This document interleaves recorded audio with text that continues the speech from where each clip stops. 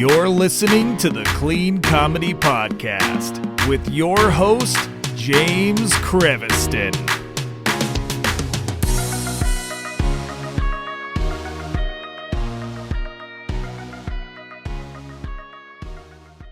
Hey, everybody, welcome to the Clean Comedy Podcast. It's James, and today I have a great person with me. This guy writes news jokes, topical jokes. He does stand-up. He is all over the place. In fact, he was recommended to me by the show favorite, Paul Douglas Moomgene. So, Paul, thank you very much. And you guys can go shout out Paul and say hi to Paul and say, thanks, Paul, for getting this guest to come on. Yeah, thanks, Paul. So, today, let me introduce my guest, Mr. John Lohnes. John, welcome. Thank you so much. Before I get started, whenever I do an interview, I just like to have some nice Red Bull energy drink right there.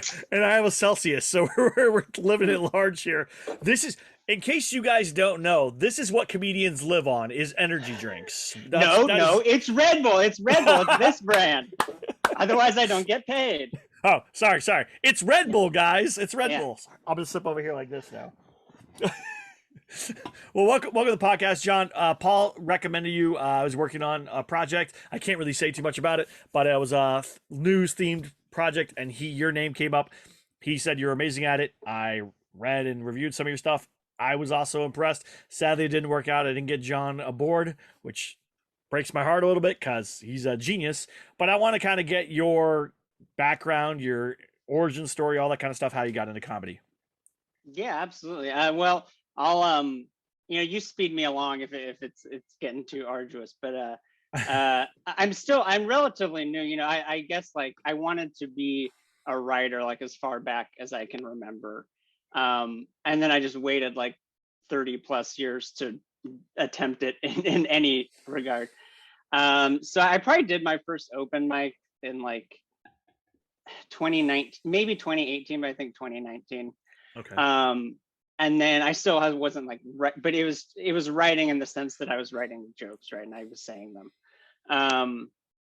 So stand-up was the first thing that started to like gain momentum sort of. And then I took some classes, and then at the end of 2019, some friends and I started running a show. And that's when like that was a big step up because first, you can get stage time consistently.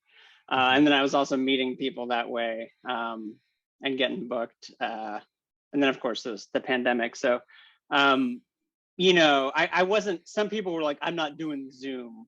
And I think it's important to adjust, but at the same time, I was like, well, what I've always really wanted to do is write. I've still never written anything. I'm stuck at home. If I don't start to write now, then obviously it's never going to happen. Right. So, that's when, I'm still really working on that primarily, like writing narrative stuff, but also late night stuff, which is, that's how I would describe like the news type jokes, late night things. So that's been a main thing I've, been working towards, trying to submit packets for late night and stuff like that. That's awesome. And you do have your own like show that you do like every week to do that. So you write your own jokes and then perform them, right? Am I wrong with that? Well, I've been writing for Adam Yenser's show, which is called Canceled News. He headlines around, and he wrote for Ellen for like 10 years and stuff. So he's got his show that I've been writing for. But I should get back to producing more of my own content because that's kind of necessary. Yeah, there was a comedian that I worked with, Jonas Polsky, who used to do jokes of the day, and he would do like 5 news story jokes that he would do every day, and he would release them as a podcast, and it was amazing. And he's a fantastic writer, and I worked with him for a long time on other projects. I brought him on because somehow I keep getting roped into helping produce other people's stuff too. That's probably what you're experiencing as well. And so I seek out. I'm going to tell everybody the honest truth. I am not the funniest person in the room. I'm not the smartest person in the room. I seek out people better than me, funnier, smarter, wiser, all across the board, so that I can put together the best thing possible. That's my entire goal. So I came across Jonas and like that, and then I had someone else reach out to me to help produce a podcast. That's how I got in touch with you. That's important. The fact that you're keeping that skill up and writing your own stuff, and then also helping with this other show, Canceled News, is that's amazing, man. So congratulations to you. So is that on a specific channel, or is it a podcast, or what is it? On YouTube. Yeah, he puts it on It's on YouTube. YouTube. Okay, gotcha. All right. When you talk about not being the smartest guy in the room, I think it's important also to remember like there's different skills you can Yes. have. So it's also important to find people who compliment you. Like when I was running that show, I've got this friend Vinayak Pal. His dry bar thing just came out a few days ago. Oh, awesome. And like we're very different people, but I think that's kind of what's great about our friendship and our short-lived comedy partnership. He's a much more outgoing. If you want to produce a show and you're like me with terrible, I hate to use the phrase social anxiety, it's like a buzzword, but Right. that's not my thing, is like talking to people. Find yourself an extrovert friend. That's really the way to go. That I mean, literally, anyone who's paid attention to this podcast or watched before knows that my old co-host Luke LaCoy is that person. He's very shy. He's very introverted. He's very smart. He's the complete opposite of me. And we work well together because we complement each other, right? Because there's a lot of times Yeah. where Luke would say to me, there's few people in the world that can come to me and say, James, this is not a good idea, right? My wife is one of them, my grandmother or whatever. But Luke is one of, and David Studebaker and Paul Moogene. So maybe a dozen people in the world. Everyone else I'll tell I'm gonna get keep better. trying, but you're not listening. I'm gonna keep telling you it's not a good idea. Yeah, it might become you. Yeah, but so Luke would tell me stuff like that, and we had a great partnership because of it, and we grew well because we both complement each other. So I get where you're coming from there. Isn't that great when like you can trust someone to like tell you should rethink someone? Like that's such a satisfying thing when you actually are like, oh, I should do this differently. Yeah, well, I mean, I just had that experience. I don't know if you got to listen to the Alaska episode, but we went to Alaska. David Studebaker and I went to Alaska. We did two shows. One show was at like a rowdy kind of bar type place. It wasn't rowdy, but it was like more of a bar themed kind of show and very laid back, not a club or anything. Very cool. And I had a hard time. I struggled with that show. They like me, then they hate me, then they like me, then they hate me. And my material's not like material that should be upsetting anyone ever, but for some reason it didn't work out. I went to the next show the next day at his church and blew it out of the water. No ifs, ands, or buts. And I did the same material, minus one joke, but I did the same material, no problems. So it was Yeah. just a weird thing of, but on the drive to the second show, Dave was like, hey, you need to get out of your own head right now because I know what you're doing. You're gonna psych yourself out. You're gonna get to that show. You're gonna bomb again, and then you're gonna get on the plane and you're gonna go, I should never do stand up again. I should just quit. No one should ever hire me. I'm an idiot. I'm terrible. And that's a true friend that will like call you out on your BS. And he could see it as I'm driving because I've just got like, do you know that time where you drive and you like white knuckle because you're thinking about something that's terrible and you just like white knuckle and you're kind of like zoned out and just like you're like rethinking your entire existence. Have you ever had that drive? Absolutely. I'm doing that, and he goes, "Hey, man, are you okay?" And I'm like, "Yeah, I'm good." And he's like, "No, you're not. You're not okay at all." Like, and then he called me out, and then the show went great. So I think had I not had a good friend there to call me on that, I probably would have bombed that second show too because I was so inside my head that I just could not get out of it. Now, good. I was just gonna say, is that your like go-to way of getting upset? Is like self-doubt? Because I think a lot of comedians have. It's funny because like I am not like I don't present myself as a confident person, but which is maybe even worse than self-doubt is I'd be driving and being like, those people are idiots, which is also not the way to go. No, I came up in stand up being told the crowd is right, you're wrong. Like the like you can't blame the crowd. It's if you do bad, it's on you 100%, right? Now there are always exceptions to the rules, right? If there's like a rowdy crowd and they're not listening to you at all, then obviously that's the crowd, right? You can't do anything about that. But if a crowd is paying attention to you, you're doing your stand up and it's not responsive or it's not going well or they don't like you, that's on you. You need to figure that out. So I don't think I've ever blamed the crowd, to be honest with you. I didn't blame the crowd for that. And it was 100% my fault. But yeah, I do get to the doubt. I get to the doubt stage when I work on a project for somebody and I go to hit the send button to send them the project. And I go, oh man, they're going to know that I suck at this, that I'm terrible. I've written if I went and looked, I've written over 1,000 different projects, from everything from, 5 random jokes to entire 120-page screenplays, right? And the gambit of everything in between. But there is always that moment of self doubt where I go, I'm a fraud. They're gonna figure out I'm a fraud. I'm terrible. Like, they're gonna know I am nothing. I'm just telling people I'm a comedian and I'm not really a comedian. That is, I don't know if you ever have that, but I have that quite a bit.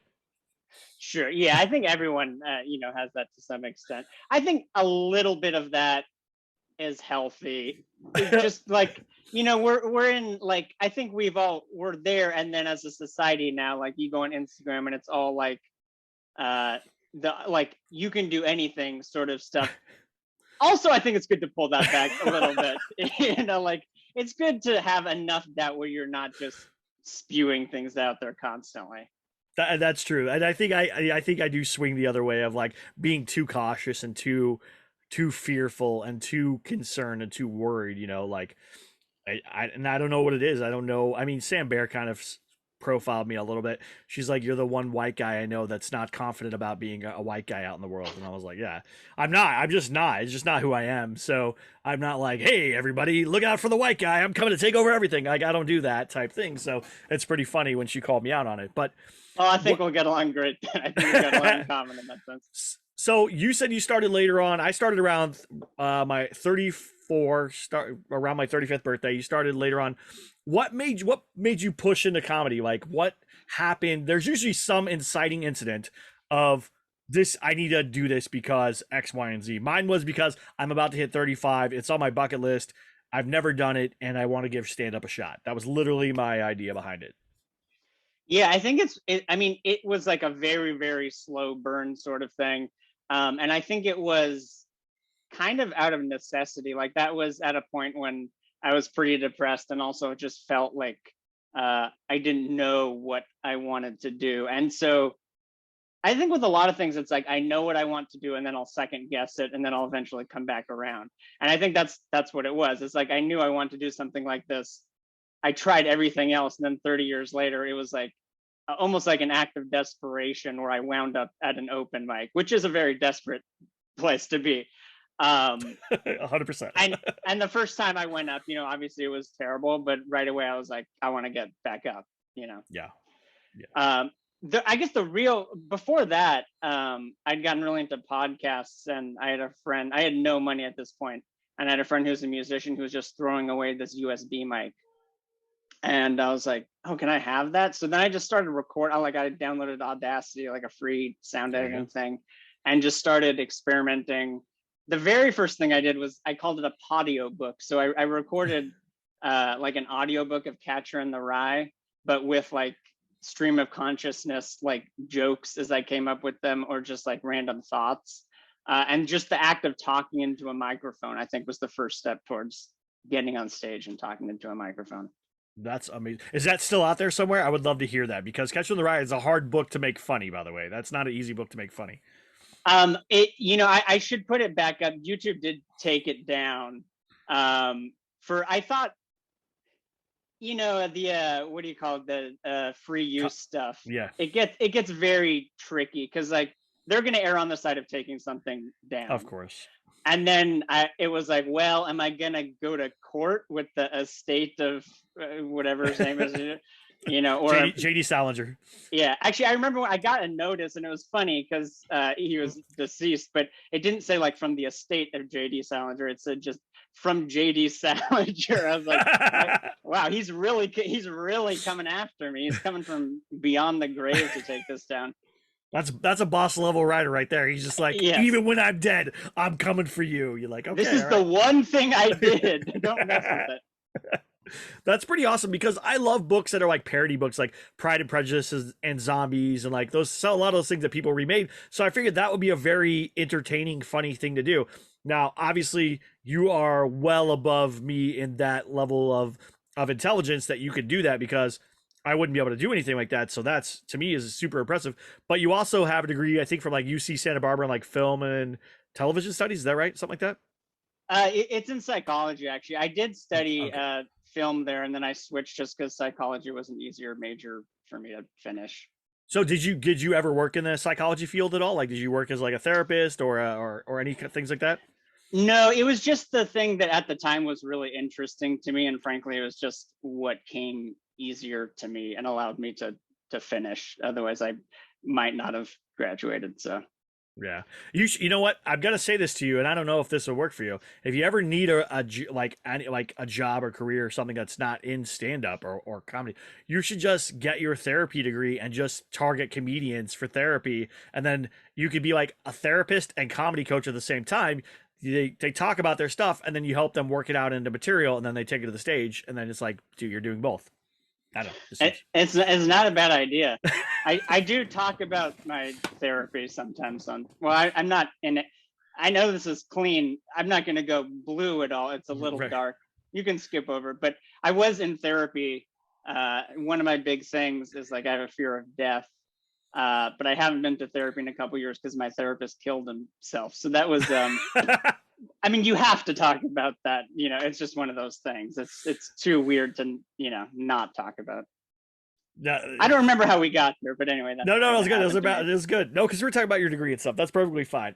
So you've been doing that. You write? Do you write anything else? You write like screenplays, television stuff like that. Like, what's your goal, and what do you want to do with comedy? Because a lot of comedians, I talk to a lot of comedians not at our level usually, where we're doing a lot more shows or we're writing for other people, but are starting out and they go, I want to be famous like Kevin Hart, and you're like, okay, well, that's like saying starting at Pee Wee football and saying I want to play in the NFL. Like there's a lot of steps to get to that level, and it's not easy. And a small percentage of people get to Kevin Hart, Dave Chappelle, Jerry Seinfeld, whatever levels that you want to be at. Most of us are going to end up middling, maybe headlining locally, maybe also doing some road stuff. And if you're getting, a dry bar special or a Netflix special, yes, it can boost you, but that's not even guaranteed for you to be, headlining around the country as well either. So that doesn't, I mean, it's not as big as it could be, but dry bar does help. So you said you had a friend that had dry bar.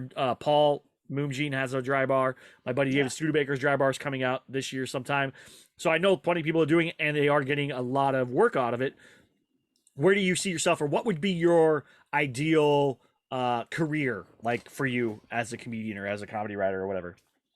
Yeah, I mean, I think I am more of a writer than a performer. I love performing stand up, but as far as career wise, what I would like to do in the near future is land a writing job. That's the main thing I have my sights set on. And I've been doing a lot of stuff working on like narrative writing, but also the late night stuff has been actually people often have things to plug. Here's what I'm going to plug if I'll Let's take a plug moment, it. but I forget. Plug it. It's not an actual project, but I'll just say one thing I've been trying to. So it's not like they post things on LinkedIn when they have an opening for a show or whatever. Right. But with late night stuff, it's a little bit more like that, which is they'll have like an opening and there'll be a packet, like, and it's semi-public information, right? Like they do accept packets from people, but it's sort of like the information seeps out through comedians, right? Right. So you have to know someone, and then they know someone at the show or whatever. So what I've been, and it's hard to find out. Like I think I've done like 5 packets in the past Wow. 2 years, but they all, like 4 of them were in the first year, like in 2020, 2020 to mid 2021, and then the past year I've only heard about 1. So what I've been trying to do is anyone who's interested in late night writing, I'm trying to have like a group of people where we all agree to share if we hear about something, because there is this thing where we you kind of want to keep the information to yourself too, because you're like, I don't want other people to get this job. But really, it's like the only way you wouldn't benefit from telling someone is if not only did they get hired, but you were specifically the second in line, because if you were third, then it doesn't matter that they get the Right. job anyway, and the odds that that works out that specific way are pretty astronomical. So anyway, you can find me, John Lohnes, on Instagram. Why am I so sleepy on Twitter? If you want to join my little late night consortium, you can message. I almost said you can hit me up, but just message me. Like I don't want to use the whatever you do. Don't slide into my DMs. Like that's I that's all I ask. apologize. I apologize. I did slide into your DMs. I was told I was allowed to. No, I think you walked jauntily in there. Yeah. That's awesome. And so you like more news-based comedy, more topical comedy, that kind of stuff. That's your thing that you're into. Yeah, I'd say it's equal like late night and like narrative stuff. But I like the late night genre. I don't really like, it's funny that you said like Paul's looking for a political writer. I don't like politics per se, but Right. it is a great, I mean, it's always new. So Right. it's just a great way to do comedy. It's Yeah. constant material. Yeah. Um, so yeah, I do, but I haven't been watching those shows as much. I like the HBO ones. I like Bill Maher and John Oliver, but it's not as good as when we were kids. Letterman and those guys. It just was different. I enjoyed it a lot more. I miss Johnny Carson. I miss the the letter on the envelope and then saying the joke. I miss all that stuff. It feels like we've elevated. Comedy's been elevated, but also at the same time, it's more tense than it's ever been, especially in that realm of topical, political news, satire, whatever you want to do. And even like when we have the Onion, the Babylon Bee, like all these other satirical news things as well as regular news, it feels like we're inundated with that stuff, which is why I was hesitant to work on this project at first that I'm helping produce and work on and write or whatever. But I was like, you know what? Why not? I mean, it's everybody's doing it. There's money to be made here for me to write jokes. One, it's going to make me write jokes every week and work on stuff, work on material, and help do things. And so I was like, all right, fine, I'll do it. And it's been great. Actually, it was been more fun than I thought it was going to be. At first, I thought it was going to be a slog, and it has not been. It's been very fun. It's been very interesting. I've learned a ton, and I've learned that I am again. I'm not the funniest person in the room, and that's always a good experience, and it's a good humbling experience because sometimes we go, "I'm the best. I'm super funny." Like sometimes we get that little moment of like, "Yeah, I'm awesome," because somebody's like, "Oh, your joke's hilarious." Like I'm awesome. I'm the best. I know everything, and then like the next day, next week, next mic, whatever it is, you get humbled, and you're like, "All right, I got to remember that. Don't get a big head." So if you Comedy could is write it, great for keeping you humble, it and is. for the other way, but it goes back and forth constantly. If you could write a TV show like a standard like television series, not like late night, but something that's like a series or narrative style, whatever. What things do you like, and what would you want to write, or what would you do? You have something in mind? Yeah, that's interesting. It's something I've kind of been asking myself a lot. I've been taking these. Yeah, I just like to give credit for the people who've taught me things. So I've been taking these classes from this guy Corey Mandel. He's got some great screenwriting classes, not comedy specific.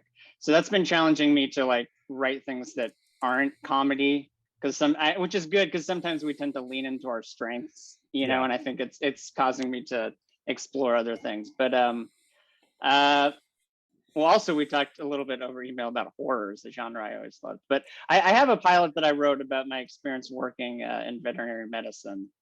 So that's Oh, that's something cool. that I've put on the shelf for now. But yeah, I would love to be the writer's room itself. I watch more films than TV, but I would love to work in TV because that idea of just being in a room with a bunch of people pitching ideas back and forth, like that just sounds like the coolest way to get, to have a job. Yeah. I was lucky enough when I first started doing comedy and stuff that I was able to get hired to write a web series for Facebook Watch when Facebook Watch was trying to become a thing, and I was lucky enough to go in and work with Wampa Zarita, who he's now on HBO as like a cooking show. But we wrote a show called Abracadabra, and it was me and him in this room on a Saturday afternoon coming up with like I think it was like 8 episodes of this web series and doing it all together in one afternoon. And it was fun because we kept bouncing ideas off each other and add jokes and all this stuff. And I was thinking, man, how awesome would this be if there was like 6 of us in here or 8 of us in here doing this same kind of thing? And that's my dream too, is I would love to. My dream is actually to work in the Simpsons writers' room. That for me would be my dream job. Talk Simpsons, make Simpsons jokes, write Bart lines, write Homer lines, make silly things, make fun of pop culture. Like that would be the dream for me, 100%. But I don't know if that'll ever happen. That's my favorite show of all time. I've watched every episode multiple times. It is I refer to it quite often, way too much in my household, but it's definitely something I love. Yeah, The Simpsons is one of those classic like writers' rooms. Like that's the peak of the peak. Right. Actually, the very first writing class I took, I'm blanking on his name. Maybe you can edit it in. I think it's Brett. I want to say Brett Easton Ellis. That's the American Psycho guy. Yeah, that's right. Definitely not him. But anyway, so he wrote for The Simpsons and a bunch of other shows, and he did Oh, I know who you're talking about. Hold on, we're gonna find it. You keep talking. I'm gonna find it because I know. so that was one of the first big shows he wrote for, and he was given this class through Dynasty Typewriter in 2020, and he Was talked it about how Brent Forrester? yes, Brent Forrester, and he does classes which I would recommend to everyone. Okay.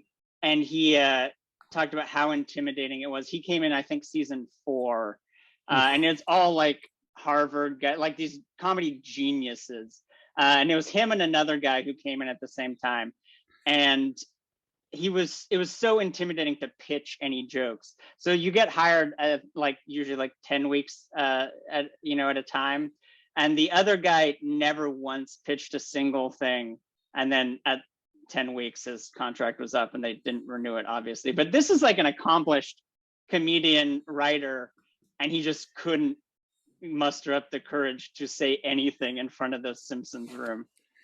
Dude, I would be pitching. The first day, I'd be probably quiet and laugh or whatever. And then the second day, I would be pitching like my life depended on it Yeah. because I would want to stay in that room forever and ever and ever and ever. And I would never want to leave. They would literally have to force me out of like gunpoint with like a SWAT team to get out of that room. Because once I was in this writer's room for The Simpsons, I would never leave ever. Like I don't care. I wouldn't care if I got Conan's job. Right? Conan was a Simpsons writer. Yeah. If I don't care if I got Conan's job, I would stay in that room. I'd be like, listen, I appreciate it. You guys are awesome. Thanks for trying to give me a TV show. I don't want to do it. I want to write The Simpsons forever. Now, when you cancel the show, then we'll talk. Until then, I want to stay there. So Yeah. Maybe like I can do my own show sometimes on like Saturdays or something, but that'd be a good Simpsons is idea. my Okay. main thing. Yeah. That might be. You know what? I like where you're at. See, I'm gonna get you to help me because I'm gonna like, hey, John, what do I do here? I need to know what you would do. You're like, yeah. Just tell them Saturday show or something, and then write The Simpsons the rest of the week. I'm like, you got it. You know. The cool thing, talking about being intimidated by stuff like that, uh, what I've really found, because I also was talking before about like, being self-conscious and whatnot, but when you find something that really you're just genuinely interested in, that's a great way to get over that. Like, I mentioned like social anxiety and whatnot, but when we were running our show, my friend and I saw Eddie Pepitone, who's like one of my absolute favorite stand-ups. We saw him at the Improv, and then we just went up and we're like, "You're great. Do you want to do our show?" And he did our show, and that was such a cool experience to learn. Like, I'm not as intimidated if it's talking about something that I really love, like comedy. Mm-hmm. Like, I can talk to other comedians just because like I'm interested enough where it gets past whatever anxieties, and you're more enjoying it than you are scared of it at that point. That's true. That's true.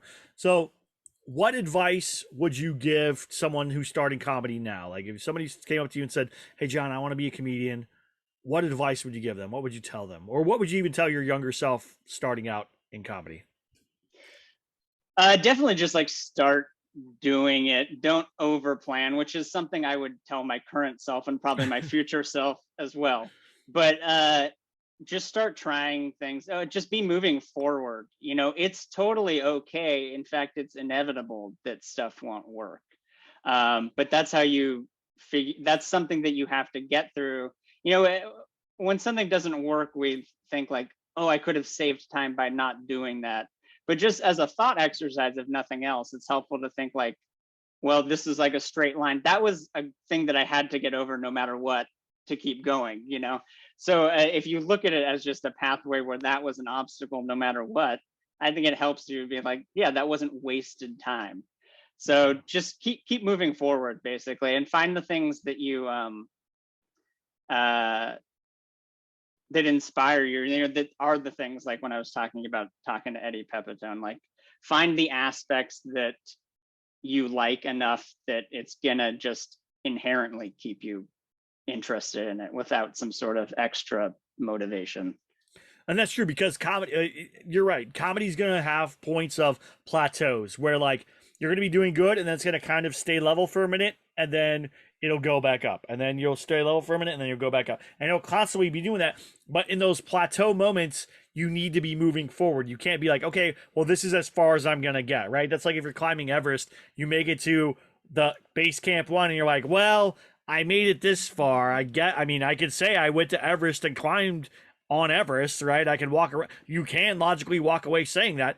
But did you really climb Everest? Did you really go? Did you really do Everest? No, you climbed to base camp one, hung out, and then went home. Like, that's not okay. Like, if you want to keep progressing, if you want to say, I did it, you have to keep working at it. Now, there's a lot of comedians that I've met out in the world that are okay with just doing open mics every week and never getting on shows and never progressing and never trying to do anything else.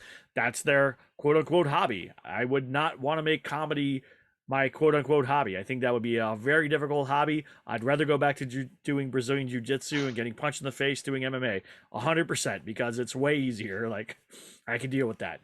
But comedy is not, to me, doesn't feel like a hobby. It feels like either a calling or a career. One of those two things, or both for some people. So I find it so inspiring when I see something like, the example that comes to mind is Kristen Shaw, who's really big yeah. now. She's on Bob's Burgers and whatnot. And I'm blanking on her comedy partner's name, so I apologize to him if he's watching. But they do their show at the Virgil. I think it's Mondays, and they've been doing it forever. And it's like before they were big, and then now she's big. She doesn't need to do this show for $5 a head or whatever, Yeah. But I think it's so cool every week when I see like that's just her thing, whether the career's on top or not, she's going to keep doing that thing because that's what she enjoys. Also, it's okay to sort of artificially push yourself to enjoy something a little bit sometimes. Like nothing, I think this was Maria Bamford said this one time. She's like, we talk about like it's a dream job, but just to tell you guys in the audience, like, I didn't want to be here tonight, really. Like it's also okay to find the thing that you like the most, but that doesn't mean every day you're going to jump out of bed and be like, I cannot wait to do this. It's still real life. So that's okay too. Yeah, you have to put in work. Comedy isn't like, hey guys, it's all funny all the time. There's a lot of stuff that you have to go and do. I mean, like Jerry Seinfeld's latest special is called 23 Hours to Kill. The reason that it's called that is because 1 hour of the day you're doing stand up or you're at a club or you're doing your show or whatever it is, and the rest of the time it's preparing, writing, rewriting, listening to yourself, having meetings, coming up with other stuff. There's 23 hours of the day is not you doing stand up. No one's doing it 24 hours a day. It's not easy. And then sometimes, especially if you live in LA or you live in places where the sun is nice, right? I have a pool in my backyard. There are nights where I'm like, I don't want to go anywhere. I can go chill in my hot tub and look at the stars and not have to worry about going on stage or driving an hour to Burbank or Hollywood or whatever, waiting in traffic, paying for parking, having to buy one or two drinks, and then like there's a lot of other pieces that go into that I could go, I don't want to do that. That happens a lot to a lot of comedians, especially the more famous you get, the more it's like, I have comfort, I have stability. If I don't have to go out, I don't want to go out. And Judd Apatow was the same way. Like he started writing more. He started stand up. He started writing more. He got more writing gigs. He stopped doing stand up. His wife didn't even know he had done stand up previously. Mm-hmm. Like she's like when he went back to it, she was like, "Wait, why are you doing this? Like, what's going on? Is this like a midlife crisis thing? Are you gonna get like a car and start dating 21-year-olds? What's going on?" Like she weirded out. And he's like, "No, I used to do stand up." She's like, "You did?" And he's like, "Yeah, I did." Like. She didn't know, right? Because he had provided stability, he went away from it. And he said it was hard to come back and do stand-up because he hadn't done it for so long. He got comfortable, and then he wasn't planning on doing it again. But he did it. And so just know like you said, it's not every day of jumping out of bed like, woo, comedy, baby. Like, it's not like that. That's not how it works. So I appreciate that you recognize it and that other people should recognize that as well. That's definitely something with the late night stuff. That I think has made me into a much better writer. Maybe because I said like I don't love the politics angle that much, but like so you have just a topic, in stand up you can talk about the things you want to talk about, right? But if you have to write jokes about the news, you have to figure out what's funny about this. And I think that type of writing has, whether it's stand up or whatever, like my joke writing in general has gotten so much stronger by having to write jokes about things that aren't inherently funny. Right. Now, have you ever checked out Comedy Wire, comedywire.com? Yeah, I did. I used to do Comedy Wire a lot. Yeah, I it's a used to do great too. resource. Yeah, Luke and I used to do it all the time. It really helped me work my muscle to write jokes, topical news jokes or whatever. And so any of you guys who are interested in topical joke writing and news writing, go check out comedywire.com. I've had some people on there from Comedy Wire. We were lucky enough that when it was owned by Funny or Die and stuff, no, not Funny or Die, that we've been able to do that. And then there was the other thing that was owned by Funny or Die. What was it called? It was an app where you could submit jokes like that too. Yes, I know what you're talking about. I Why got am I there going too blank? late, but I know what you're talking about. But we were Luke and I were lucky enough that when that was still existed. Why am I forgetting the name? I apologize. When it existed, we got to go to a big party at Funny or Die in LA and do that live. It was just so much fun. So write write jokes because it will pay off. You will find a way to use them, even if you don't want to be a stand-up comedian. There's plenty of ways to use it to be a speech writer or a book writer or a million other things. People love comedy. Wedding speeches. I've been hired to write more wedding speeches than I can even tell you because people want to be funny at the wedding speech. And if TV's taught us anything, that's the best speeches, right? If if we've ever watched a movie, those are always the best speeches. So, John, is there anything else you want to plug before we go? Well, I mentioned teachers.